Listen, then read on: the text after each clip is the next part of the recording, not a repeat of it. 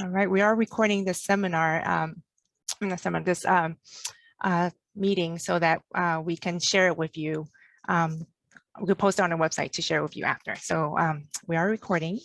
Again, thank you all for being here tonight. Welcome to EBMUD's Water Wednesday speaker series.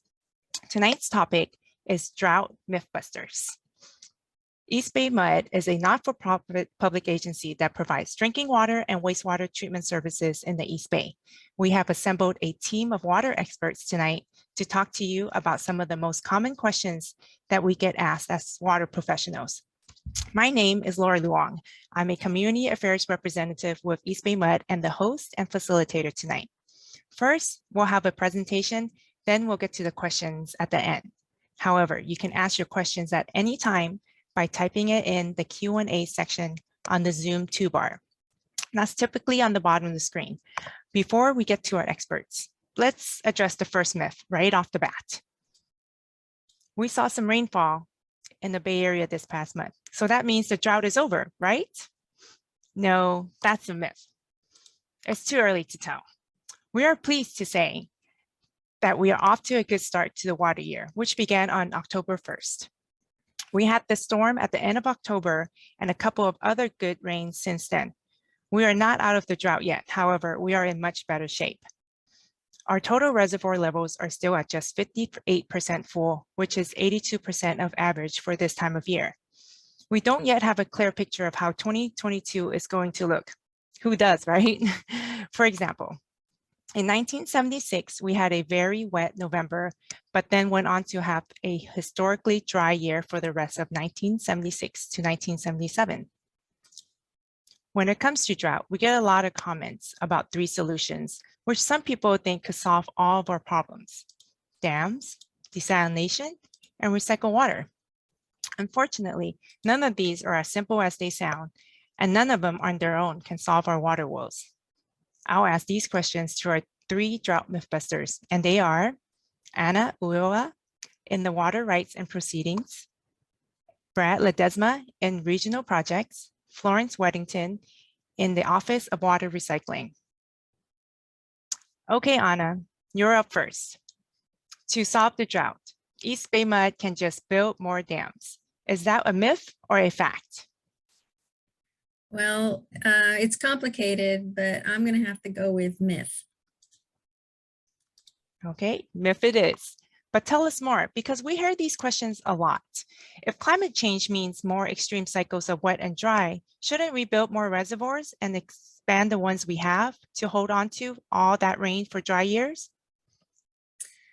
Let's see, should we build more reservoirs or expand new ones? Those are great questions. I don't know if you know this, but EBMUD has 2 major dams and reservoirs that make up about 90% of our water supply. In the 1920s, the population of the East Bay was relatively small and relied on groundwater and local reservoirs like the ones that you may be aware of, Chabot and San Pablo reservoirs. But the population was growing rapidly and needed a more reliable water supply to meet the increasing demand for water. After EBMUD was formed in 1923, it began the permitting process for acquiring a reliable source of water from the Sierra foothills. So in 1929, it constructed Pardee Dam. It's a picture right here showing Pardee Dam on the McCollum River. And when, as demand continued to grow and it didn't appear that it was going to slow down in the projected future, EBMUD decided to apply for another water right on the McCollum, and with that, constructed Comanche Reservoir in 1964. Again, it was to meet the demands that were increasing rapidly at the time, and projections showed that we were going to need a lot more than the water provided from Pardee Reservoir. Next slide. So here's a map of EBMUD's water supply system. Our service area is on the left side there of the map, adjacent to the San Francisco Bay. The map also shows, it's, in the blown up upper left corner, it shows the location of our local terminal reservoirs, which make up about 10% of our water supply. And Pardee Reservoir, Pardee and Comanche reservoirs are located about 2.5 hours east of San Francisco, the San Francisco Bay Area, this past Highway 99 and the city of Lodi. These reservoirs store and collect water that flows in the upper McCollum River from rain and snow melt in the Sierras. The watershed is that green, the McCollum River watershed is highlighted in that green area upstream of Pardee Reservoir. So Pardee Reservoir is that small blue lake.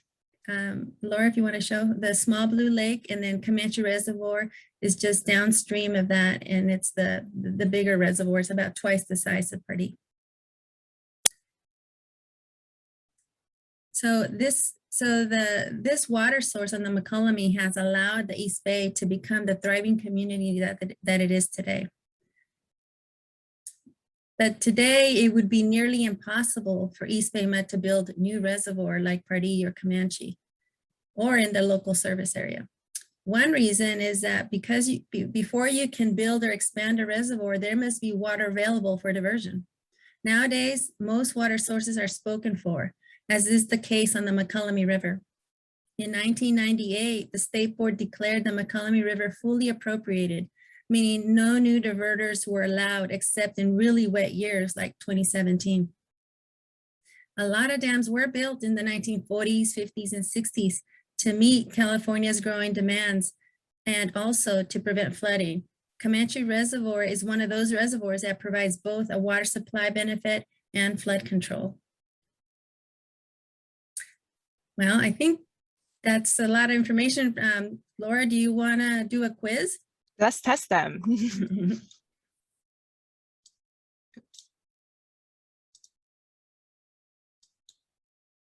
Okay, how many dams do we have in California? You'll see a pop-up on your screen and you get to select what you think is the right answer.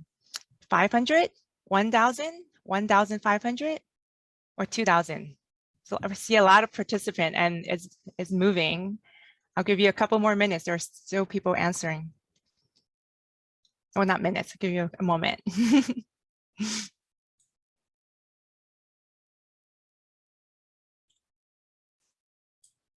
Okay, I think it is. Okay, last call. All right.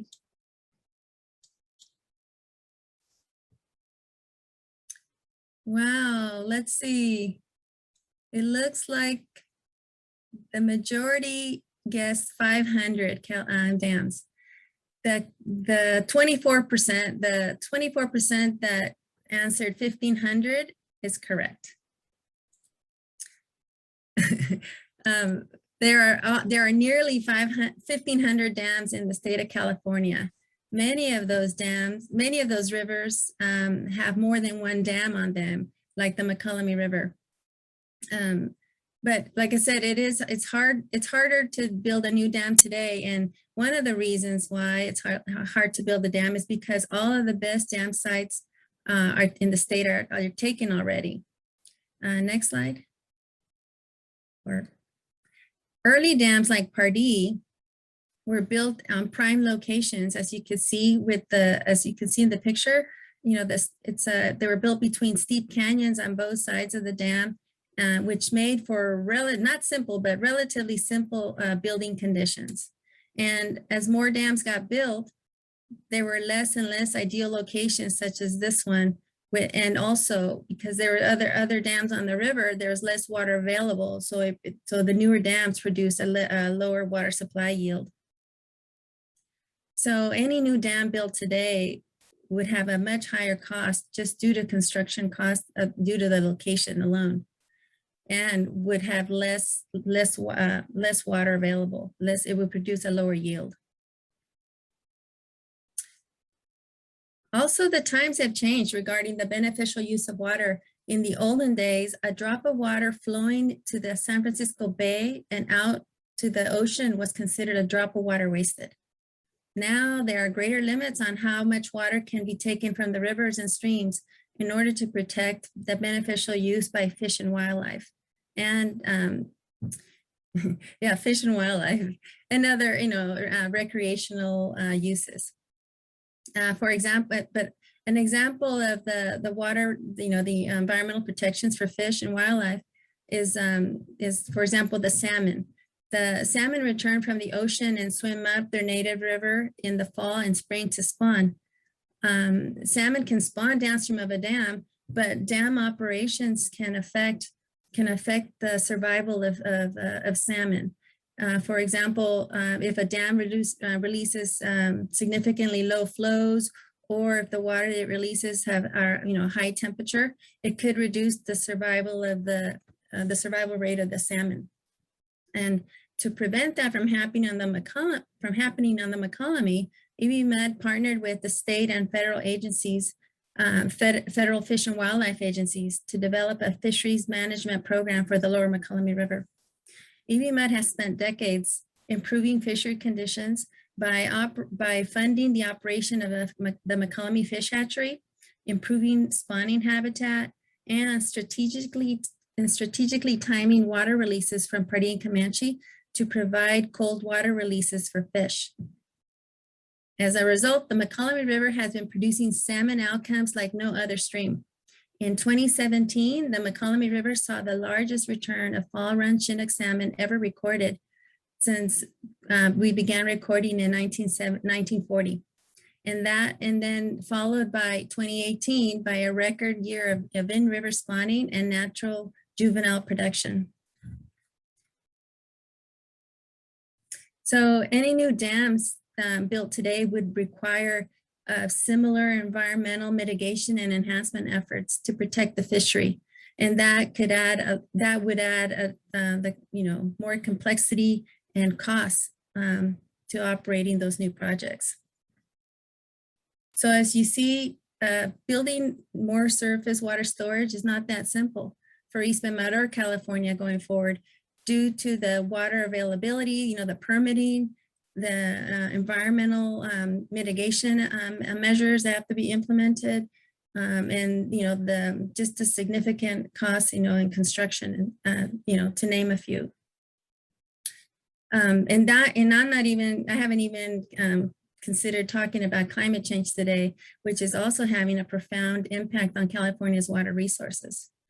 With the extreme cycles between wet and dry periods and the reduced snowpack that climate change is going to affect. So with less snow and runoff, what will we do?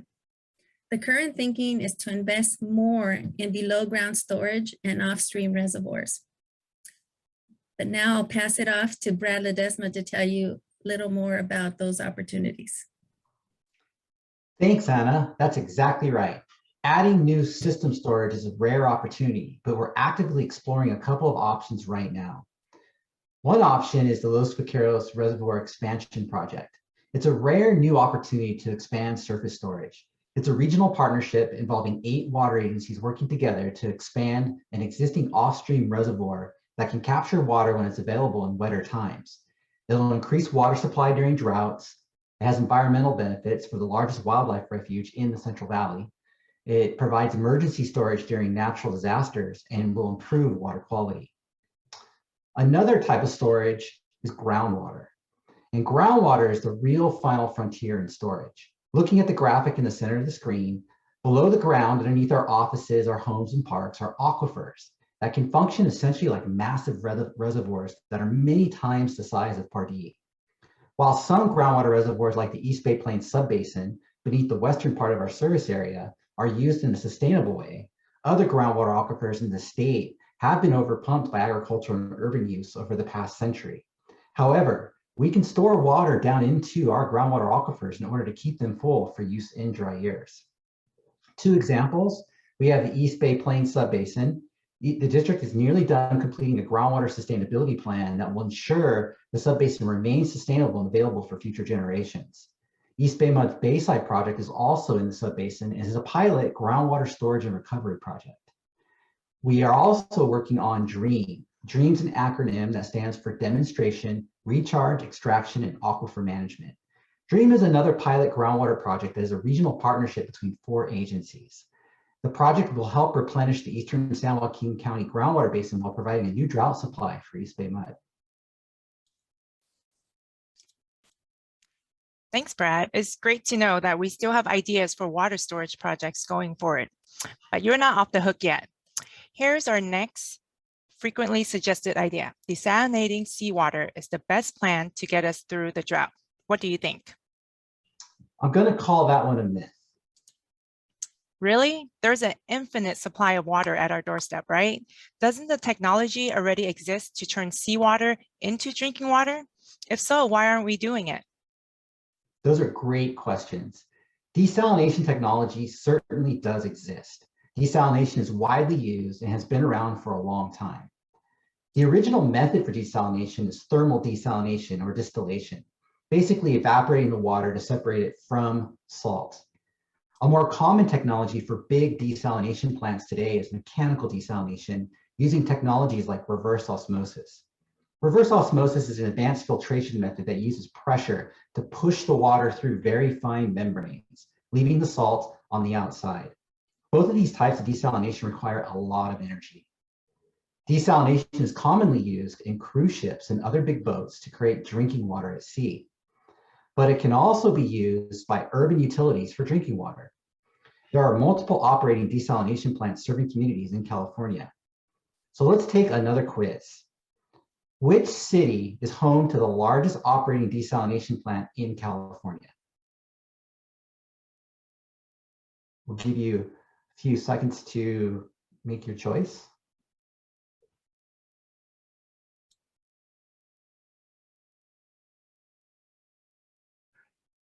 I see the answers coming in. Give it a few more seconds.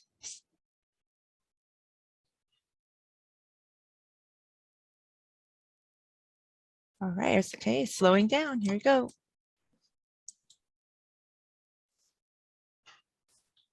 It looks like the majority of you have chosen Carlsbad. That's correct. The largest desalination plant in California is in Carlsbad. It was completed in 2015. It produces 50 million gallons a day of drinking water. There are even a few projects in the Bay Area.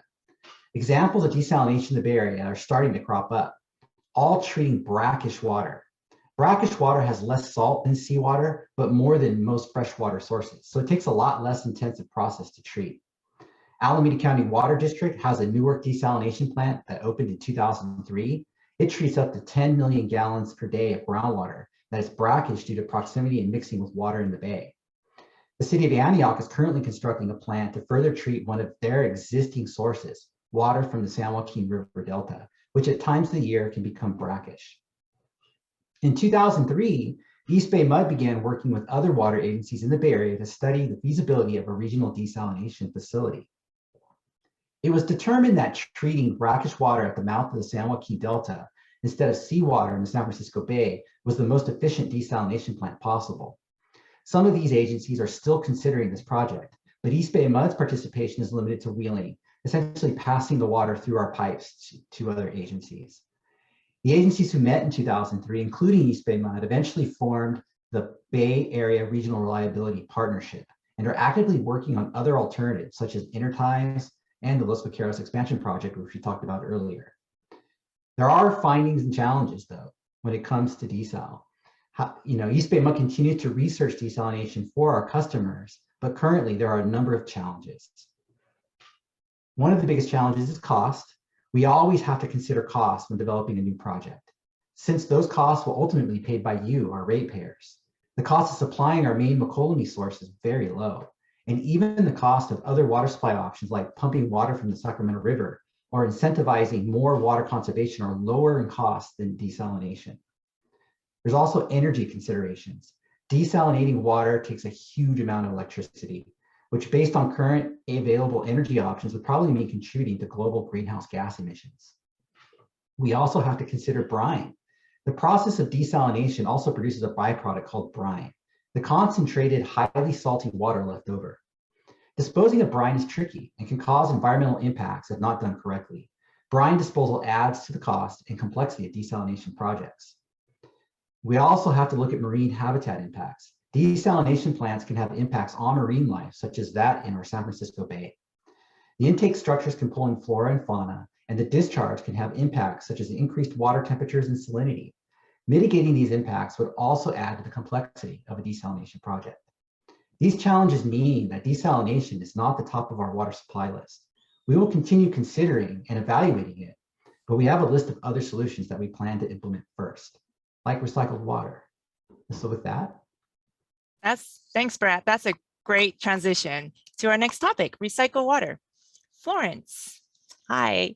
Is it a fact or fiction that we recycle a portion of our wastewater to help meet EBMUD's water needs? That is indeed a fact.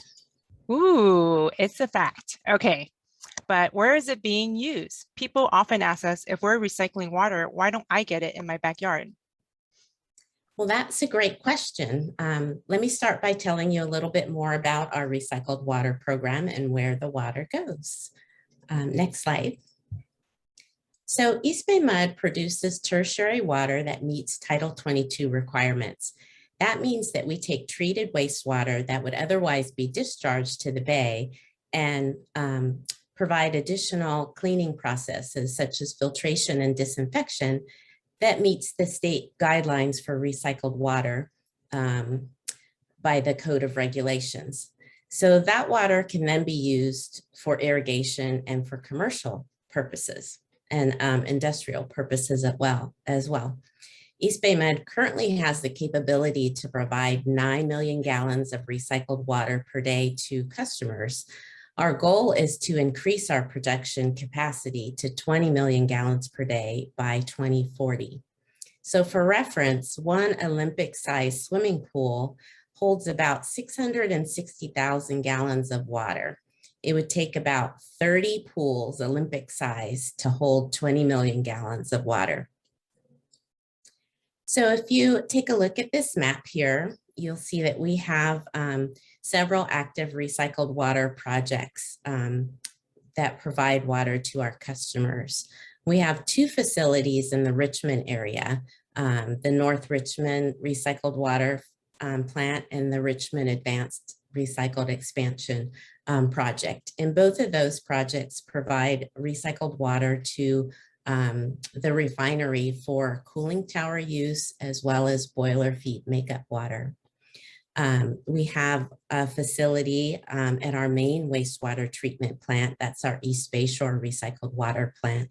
And that provides recycled water to our customers, ultimately from Albany all the way down to Alameda. We also have a project in the eastern portion of our service area, the San Ramon Valley Recycled Water Project, and that provides recycled water to our customers in the San Ramon and Danville areas. Our San Leandro facility is currently offline, but we're hoping to bring that online in the future. So I think it's time for another quiz. So 9 million gallons per day of recycled water saves enough drinking water for the indoor home needs of how many East Bay residents? You have choices of 9,000, 55,000, 100,000, or 180,000.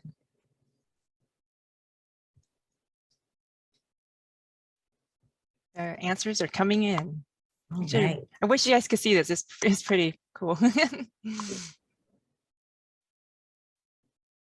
They're still coming in. What do you think? Oh, slowing down. Here we go. Okay, so it looks like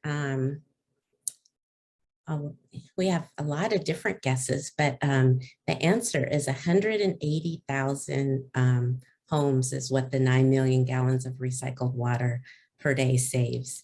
So those 33% who said 180,000, good job.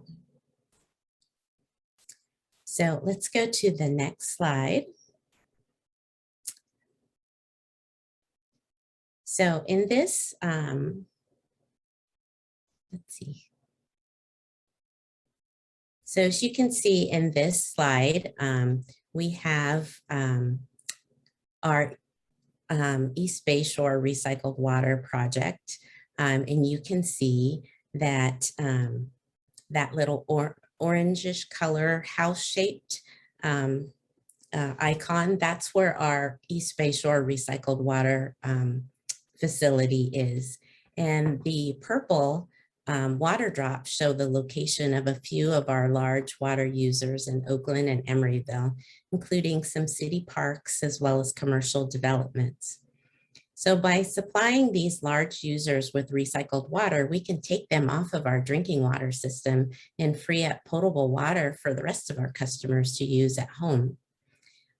It's a lot easier for our large commercial and institutional customers to meet the requirements of using recycled water, such as, installing and maintaining backflow preventers, and also undergoing the training that's necessary to use recycled water, and then submitting quarterly site monitoring reports. So while you may never actually get recycled water piped to your backyard, every East Bay MUD customer is a direct beneficiary of our recycled water program. So that said, you'll probably be seeing more and more recycled water in your communities in the years to come. And here's a few ways that you might actually see it. We're going to continue to build out our existing projects like this East Bay Shore project that you can see on the screen right now. We're going to continue to build our distribution system so we can reach our customers up north all the way to Albany, as well as going out to Alameda. And then we will we've been exploring partnerships with some of our large private irrigators who might be able to pay the cost of installing on-site water recycling systems that would treat wastewater from a nearby sewer main and produce recycled water for irrigation on their sites. And then our water conservation department offers valve rebates for home laundry to landscape systems, which is a way to reuse your laundry water at your own home for irrigation. And some large commercial developers are also starting to look at reusing water within their buildings as well. So next slide. So let's talk about advanced purification, also known as potable reuse. The technology exists to treat recycled water to an advanced level that's completely clean and safe for drinking. Advanced purification is already practiced in other regions around California and the world. We're not currently purifying recycled water for drinking purposes at East Bay MUD because there's a lot of challenges associated with doing that. Next slide, please. So the first thing is cost. Advanced purification to create drinking quality water from recycled water uses a technology similar to what Brad described earlier for desalination. This technology costs a lot to build and operate. Also, as Brad mentioned, it takes a lot of electricity to run these reverse osmosis plants, and this can also add to our carbon footprint. And then the current regulations require blending purified water into the drinking water supply at a reservoir, but our reservoirs are far away from our water recycling plants, and they're all usually uphill. So it would be a challenge and expensive to build the pipes between the treatment plants and the reservoirs and then pump that purified water uphill to the reservoirs. So that's all I have for now, but hopefully you have a better understanding of our recycled water program. And with that, I will turn it back to Laura. Thank you, Florence. Wow, I think I've learned a lot. And I hope we all did here. So now that we discussed some of the challenges with dams, desalination, and recycled water, we want to leave you on a positive note. There are a lot of affordable and creative ways that we're planning for our future. We covered some of them in our prior Water Wednesdays events, and you can view them at ebmud.com/Water Wednesday. You can watch our June Water Wednesday to learn more about water recycling, groundwater, and other water supply portfolio options. You can watch our July Water Wednesday to learn more about water conservation. And the Water Wednesday tonight will also be posted at ebmud.com/Water Wednesday.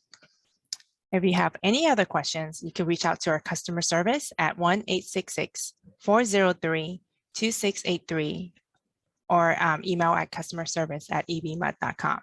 And don't forget to follow us at EBMUD on Facebook, Twitter, and Nextdoor. Now we're going to try to answer some questions. I see them and haven't got a chance to read them yet. So let's see. I'm going to stop sharing so you can see us. Here we go. And I want to do a quick reminder. Please try to put the questions in the Q&A section. I see some things coming in chat. So just give me a moment while I rearrange my boxes here. So here. All right, are we ready? All right, the first question. What about building more reservoirs to catch rain, water, and snowmelt? Let's see, is that Brad or Anna? Oh, you're on mute. Well, I can give it a try, and Brad could add if he has additional information. But as I was saying in my presentation, EBMUD has several reservoirs locally which do capture rain, and we have 2 major reservoirs in the Sierra, and so those do capture snowmelt and rain. The problem is that we have plenty of water in wet years. The question is, and our reservoirs fill in a wet year. The problem is that when we enter a dry year, which are becoming more severe and longer, that, you know, building another reservoir, it won't help unless it rains. And so and again, all the best locations are taken. Any additional work would cost significantly more because of the environmental impacts and just the fees, the construction, location, and so forth. Brad, anything else you want to add? Yeah, and that's why a project like Los Vaqueros expansion is so rare. It's an existing reservoir that can be easily expanded offstream, that can benefit the entire Bay Area. And that's one of the reasons why East Bay MUD is actively working with 7 other agencies to look at it and evaluate it. Thank you. We also have, let's see, I see a couple of people asking this. So let's see. So is there's, the Bay Area is growing. Are we able to stop allowing new service connections due to the water supply? Yeah, is there any way we do that? I think the short answer, correct me if I'm wrong, I'm not the expert here, is East Bay MUD is supposed to allow to provide water within our service area. So if the county or any, the responsible agencies allow these new homes to be built, if it's within our service area, we do have to provide water to them.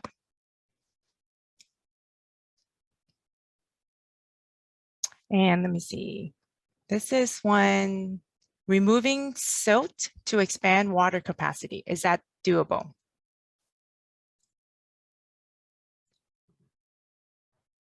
I believe what that might mean is that behind a reservoir, like behind a dam, over time, you might have silt or bed buildup. And the question might be, hey, can we remove that to create more storage behind the reservoir?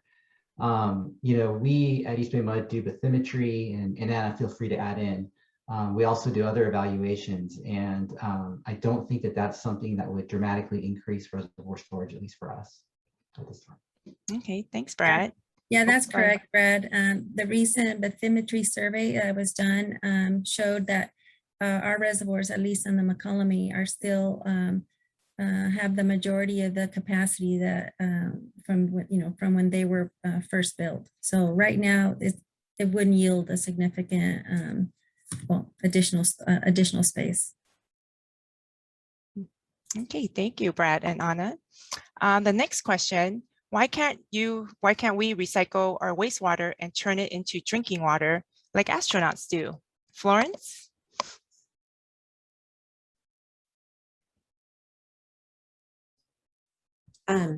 So we have the capability of being, the technology is there to be able to turn our recycled water into drinking water. But there's some, right now we are not doing that, partly because of some of the reasons that I discussed with cost and then having to put that recycled water through the reverse osmosis. And then we would have to transport it, pump it uphill to our reservoirs because the current regulations require us to blend the recycled water, the advanced purified recycled water with our raw water in our reservoirs. So it's right now a little bit cost prohibitive for us to do that at East Bay MUD based on the location of where our treatment facilities are and where our reservoirs are. Okay, Florence, there's another question for you. Is there money in the new infrastructure bill for recycled water? There is a certain amount of water or a certain amount of money in there for water infrastructure projects, and recycled water would be included in that. Great. Next question. Dubai relies solely on desalination based on climate change. Is it likely we will do the same, Brad? Yeah, I can take a shot at that one. Mm-hmm. You know, Dubai's in a location where they do have to rely on that. We're unique here in that we have a variety of water supply sources and have an opportunity to diversify our water supplies in a way that will help make us more resilient to climate change.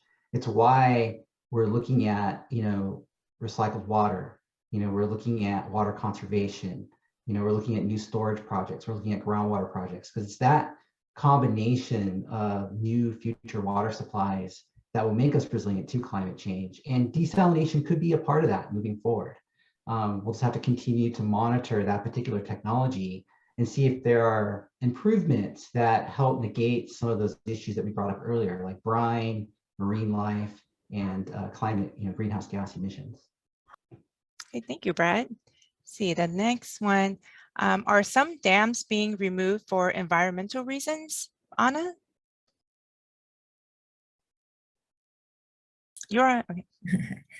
Yes, they are, and I believe that it's happening currently on the Klamath River. I don't know if you're familiar. That's in up north, and so there, those dams. They found that those dams, the way they were built, it affected the temperature of the water and so forth. And so they were the owners of those dams agreed to remove them, but it took a lot. It took a lot of time and a lot of effort and a lot of negotiations to do that. But it is possible.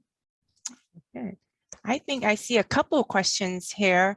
Is there a couple of people asked the same question? Is there any way to bring water to California and the Bay Area from the Pacific Northwest? I could take a shot at that one. Okay. With enough money and infrastructure, you can do a lot of things. The bigger question, though, is, are there local solutions? And East Bay MUD is involved with the Bay Area Regional Reliability Partnership. And so can we work together to leverage existing resources that all these agencies have to improve the resiliency of the entire Bay Area? And so that's one of the things that we're working on now. And it makes sense to sort of chase local solutions before you start chasing these really large sort of interstate type projects. Okay, thank you, Brett. Let's see, another one I see commonly asked is, I'll combine these. Does East Bay MUD have any plans to encourage or subsidize home recycling and reclaiming water system like installing solar does? And kind of two-part question is, can we also use, the sink water and the bathtub water and, do gray water like we do laundry? So I'll take that. I'll answer the second part first. our water conservation, I mentioned a little bit earlier about our water conservation department offers rebates for home laundry to landscape systems, which would be like gray water systems, which would allow our customers to be able to reuse some of that gray water at their residences for things like irrigation. And then can you repeat the first part of the question, Laura? Oh, I'm sorry. I lost it. I think if we subsidize it, and can we also, so we have it for laundry. Can we also have it for the shower or other things around the house? So yeah, I believe that you can do a whole gray water system, which would capture shower water as well as laundry water and other, other water uses within the house, just not the black water, which would be toilet water, but you could use the gray water types and reuse that for your home use for irrigation. Okay. Well, there's also, someone asked, do we know the cost of them? I don't think we can have it. We don't have an answer for that, because I think every home is different. So I'm sorry, we don't know the answer to that. Let's see. Let me go through. Let's see. Okay, this one has let's see, a lot of numbers there. Let's see. Is it okay to drink water from 100-year-old pipes? My house is 100 years old. I think that's more of a general question.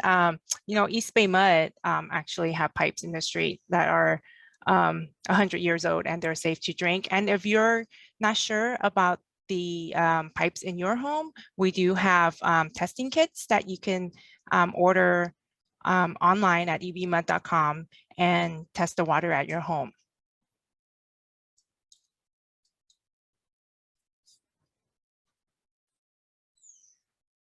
Let's see.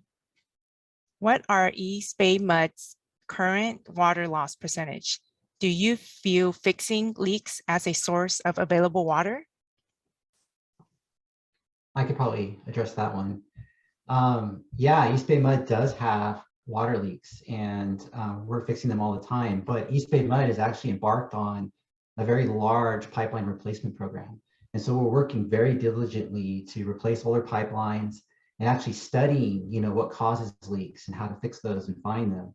And again, absolutely reducing those leaks does result in more water supply.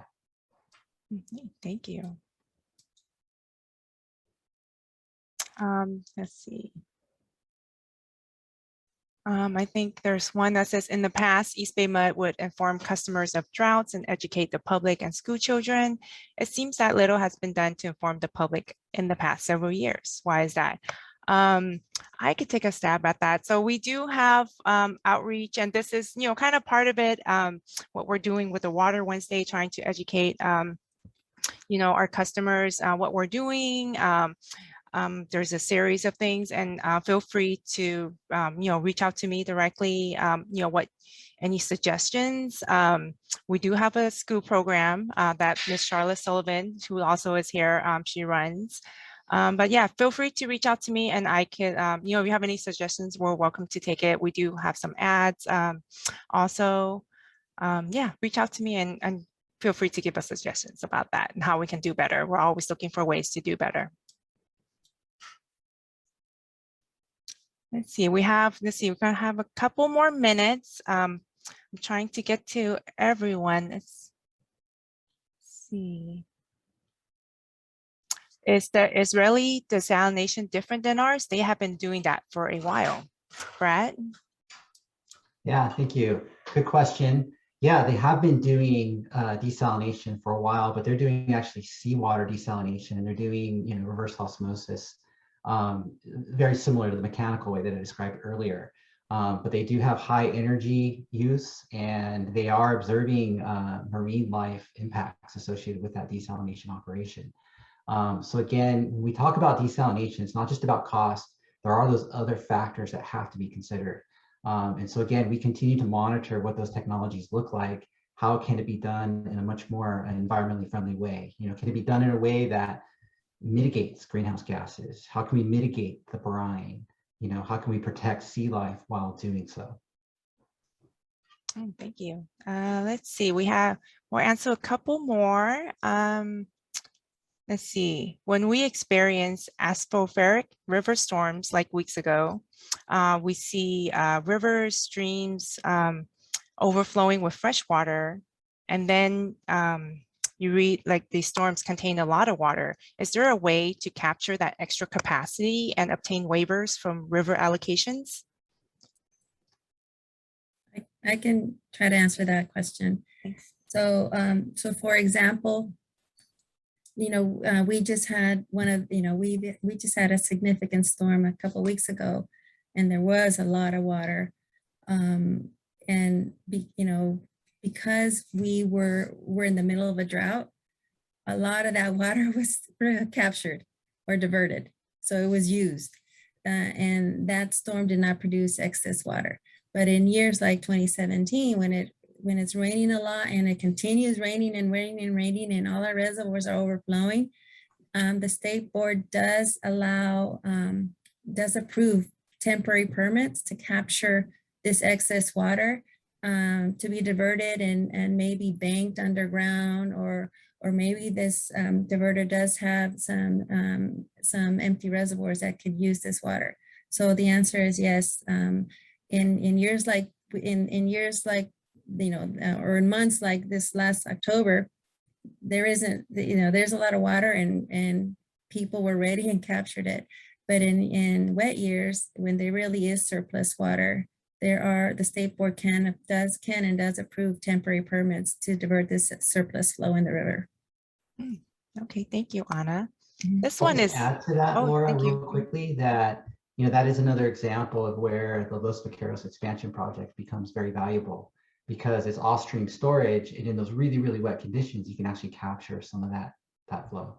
Okay, thank you. This one is interesting. What is your take on residential appliances that turn air into drinking water? I haven't heard about that, to be honest. Okay, well, email it to me. So I have your contact. We'll take a look into it and see if any of us is working on that or have taken a look into it. Let's see.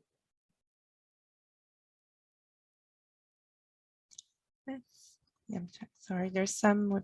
What about mixing RO treated water with groundwater through the ASR project?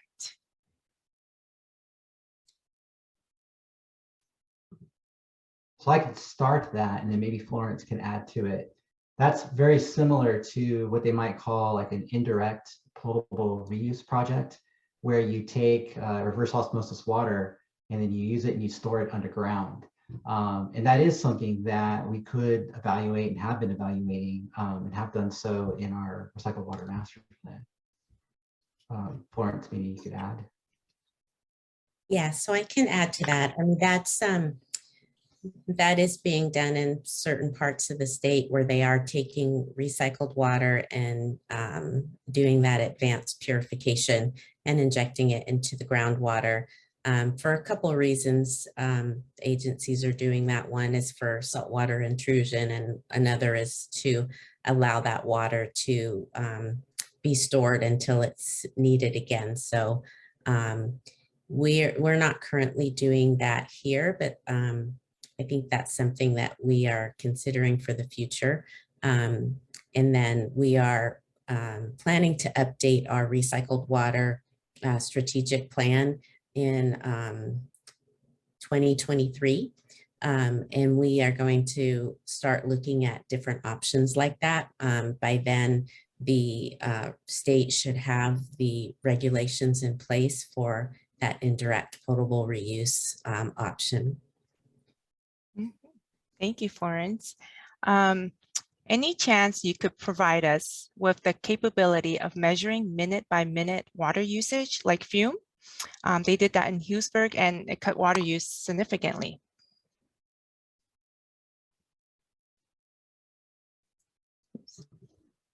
I think that might be a great question to follow up with, Laura. Okay. That Oh, might be thank something you. that our water conservation department could answer. I know that they have looked at Flume and looked at other technologies.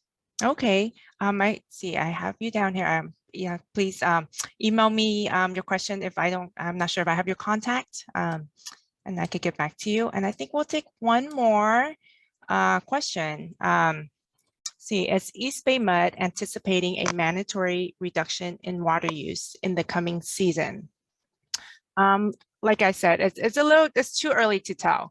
The water season actually starts on October 1st. So we haven't really been in the water season that long, and it ends approximately in about March. So it's a little too early to tell. We'll just have to see how the water supply is and make decisions from there. Thank you. Okay, we have some more great questions we couldn't get to. Please email them to me and we could get back to you. I think there's some questions about subsidizing various things like waterless toilets and pool covers. So I know some of those that we don't have now, but feel free to email me your suggestions and I could forward it to the appropriate departments. Yeah, so we're gonna wrap it up tonight. I want to thank Anna, Brad, and Florence for being here and just answering all these great with a great presentation and answering our questions. And thank you, Charla, for helping me behind the scenes. With that, I'm going to say good night. And this will be posted online for you to view. And again, feel free to reach out to me if you have any questions. And sorry, we couldn't address all of them, but we could do that offline. Okay. Thank you. Good night.